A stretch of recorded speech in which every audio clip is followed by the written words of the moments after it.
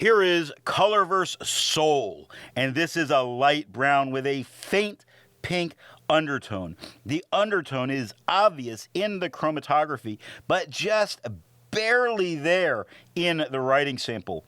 This has a very consistent tone as paper changes, and it does shade, but not a ton. On non-fountain pen friendly paper, the performance is fair, but not stand out as neither great nor as bad. This is a pleasant enough brown that looks great on the page. That said, I would pass on a bottle of it, but only because I have brown inks that really are my go-to. But this is a really nice one. The pen for today is a Pelikan M805. And now that we know my opinion on this ink, let's see how we got there by looking at the first writing sample done on Clairfontaine.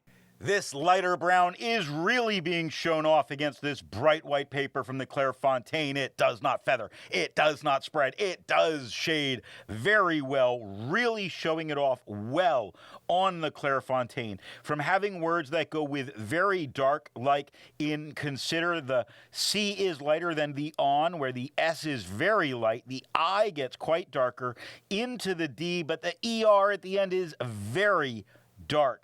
Nice, making a statement the whole way through. Looking at the back of the page, we get no bleeding and no ghosting. More than one ink. So let's take a look at a few other inks. Here is Colorverse Gluon. Here is Colorverse Ginkgo Tree. Here is Colorverse Proxima B. The second writing sample is done in a Portage Reporter notebook. Here we see the same tone as the Clairfontaine. It does not feather and it does not spread. It does shade not as well as it did on the Clairfontaine, but still shading very well. I am a huge fan of brown inks, and I just have too many that I love to have a bottle of, which is really the reason that this is not going to become one of those go-tos. But the color is fantastic. Looking at the back of the page, we get no bleeding and no ghosting. There's a lot to be learned by doing multiple chromatographies. The one on the left is done the way it's supposed to be done. A line of ink is put down to immediately put into water to show the separation of those colors making the ink. Now the one on the right is marked with a D. This is allowed to dry for 10 minutes before it's put into water. The third writing sample is done in a national brand Steno notebook. Here the tone is a little bit, just the tiniest bit lighter than it was on the Clairfontaine. I do think this is an effect of the paper, meaning the ink itself is a little translucent. That's what I believe this to be from. Otherwise, it doesn't feather, doesn't spread, does shade just as well as on the Clairfontaine, but not as dark in its darkest areas as the Clairfontaine did.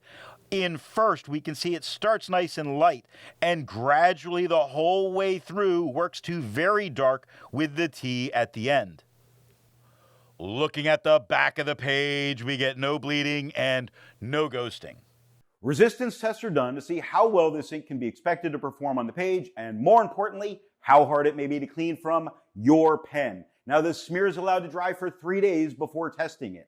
In the upper left, you can see where there is highlighter. In the upper right, that is pen flush. The lower left has a 1/3 bleach solution, and the lower right has plain old water. The next writing sample is done in a Rhodia notebook. Here we see the same tone as the Clairfontaine. It does not feather, it does not spread. It does shade, but not as well as it did on the Clairfontaine. In no spot does it get as dark as it did on the Clairfontaine or on the Portage for that matter. It's just odd, but that's how it's working. It stands out against the quad rule with no problem, which to me is the real reason to be looking at this. This makes the quad rule in the background completely blend away once you've got all of your important writing down. Looking at the back of the page, we get no bleeding and no ghosting. With over 1,000 inks reviewed, let's take a look at a few more brown inks. Here is Three Oysters Doldum. Here is KWZ Brown number 4. Here is Sailor Studio 680. Here is Vinta Ochre. All of the inks that you just saw have a review here on the channel. Now, the next writing sample is done in a composition lab notebook. Here the tone is just a little bit lighter than it was on the Clairfontaine, flatter as a brown. Lighter and flatter is what this paper tends to do. So you have to really choose your inks for this in how it's going to look. It doesn't feather, doesn't spread, it does shade, not as well as it did on any of the other papers. But if you're following along, you can see some shading. Look at following, where the top of the F is much darker than the bottom of the F, gets light into the O, top of the L's lighter than the bottom of the L's, stays a little darker into the O, getting light through the rest of the O, W, I, N with a dark G at the end. Looking at the back of the page, no bleeding and no ghosting. While it's nice to see inks that are in the same color family, I prefer to find inks that complement the color on the page. Here is Zenzoi Pink. Here is Monteverde Crocodile. Here is Califolio Inti. Here is Mont Blanc Midnight Blue. The best way you can support this or any channel that you like watching is to alert the retailer of where you saw the product at time of purchase. Now, the last writing sample is done on 20-pound copy paper.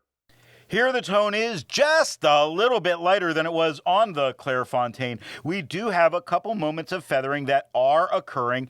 I don't know if it's like right at that line that maybe it's a little too much feathering, but maybe with a different pen choice, this would be a good combination. It has a normal amount of spread for copy paper, maybe just a little less than we normally get. So as far as the spread goes, it's going really well. It even does shade on copy paper. Looking at the back of the page, you see the ghosting's not a problem. Over penetration's not really a problem. Could you write back here? I probably would if I was doing full pages of this. I don't think it would be any issue. So what nib and pen do I think are going to give the best writing experience with this ink? The Pelikan M805 Broad is a wet pen and gives a nice mid-tone brown with some shading. Being wet, I expect this is the darkest this ink would get. So off camera, I tried this in a medium flow, medium nib, and the tone did lighten, and the amount of shading was unchanged.